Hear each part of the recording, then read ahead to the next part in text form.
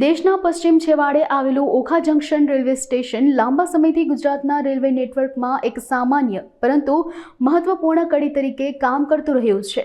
અમૃત Bharat station યોજના હેઠળ વિકસાવવામાં આવી રહેલા 1300થી વધુ સ્ટેશનોમાં જે 103 સ્ટેશન હમણાં બનીને તૈયાર થયા છે. આ સ્ટેશનો પર ભવ્ય પ્રવેશ દ્વાર, આકર્ષક ફસાડ, હાઈમાસ્ટ લાઇટિંગ, આધુનિક પ્રતીક્ષાલય, ટિકિટ કાઉન્ટર, મોડર્ન ટોયલેટ અને દિવ્યાંગજનો માટે સુગમ રેમ્પ જેવી સુવિધાઓ વિકસાવવામાં આવી છે. રેલનું પૈડું દેશના વિકાસનું પૈડું છે.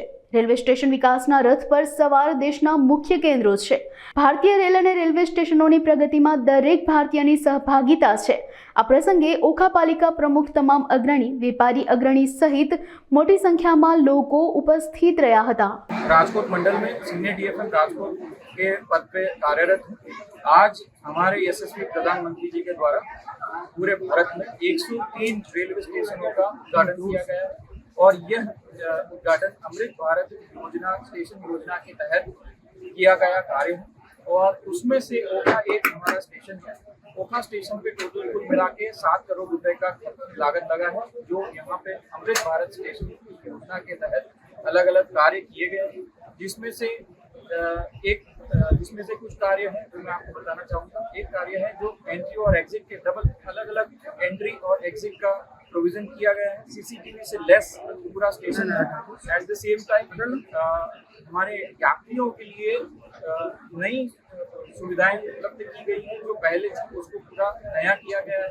वेटिंग रूम, मॉड्यूलर टॉयलेट, पूरा स्टेशन जो है वो दिव्यांगजनों को एक सहूलियत प्रोवाइड करने के लिए हमारा प्रयास है. यहाँ पे लिफ्ट का भी एक प्रोविजन किया गया है ओखा स्टेशन को और हमारा प्रयास ये है कि हमारे जो पैसेंजर्स हैं उनको सहूलियत मिले, उससे ज़्यादा हमारा कोई बड़ा कार्य नहीं है और ये उत्तम कार्य के लिए मैं प्रधानमंत्री को बहुत बहुत धन्यवाद देता हूँ. वंदे मातरम. आज रोज ओखा रेलवे स्टेशन खाते जे अपना माननीय वडाप्रधान श्री नरेंद्रभाई मोदी द्वारा 103 रेलवे स्टेशनનું જે પુનઃ વિકાસના જે લોકાર્પણ કરવામાં આવ્યું એના અનુસંધાનમાં ઓખામાં પણ અંદર જે ફેબ્રુઆરી 2024માં શિલાન્યાસ કરવામાં આવ્યો હતો. અને આપ સૌ જાણો છો કે નરેન્દ્રભાઈ એક વખત જે નીમ રાખે છે તેનું ઉદ્ઘાટન પણ આપણા માનનીય વડાપ્રધાન શ્રી કરે છે. એટલે કે મોદીની ગેરંટી એના અનુસંધાને આજ રોજ આ મે 2025માં તેનો પુનઃ વિકાસ કરી અને તેનો શિલાન્યાસ કરવામાં આવ્યો. આ સમયે ઓખા નગરપાલિકાના રાજુભાઈ, વેપારીગણ તથા બહોળી સંખ્યામાં ઓખાની જનતા હાજર રહી હતી અને ઓખા રેલવે સ્ટેશનને પ્રાપ્ત થયેલી આધુનિક સુવિધાઓથી વંચિત કરવામાં આવ્યા બધેને. અને ત્યાંથી આ જે સુવિધાઓ છે તેમાં એસી વેઇટિંગ રૂમ છે, આધુનિક ટોયલેટો છે, રેલવે સ્ટેશનને જે પ્લેટફોર્મ છે તેને આધુનિક કરવામાં આવ્યા છે.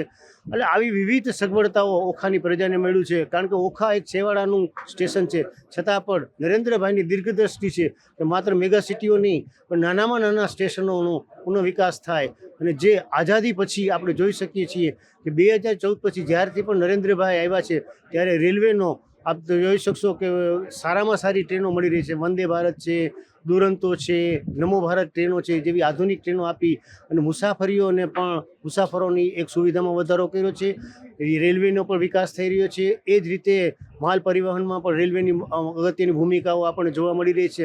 વિશેષમાં એક આપ નોંધ લઈ શકશું કે રેલવે માત્ર મુસાફરો માટે કે માલ વ્યવહાર માટે નથી, પણ આપણી રેલવે દ્વારા એક હેલિપેડની પણ સુવિધા કરવામાં આવી છે કે જ્યારે પણ આવા યુદ્ધ જેવા સમય આવે ત્યારે ત્યાં એ ટ્રેનની અંદર આપણે હેલિકોપ્ટરો પણ ઉડાન કરી શકશું.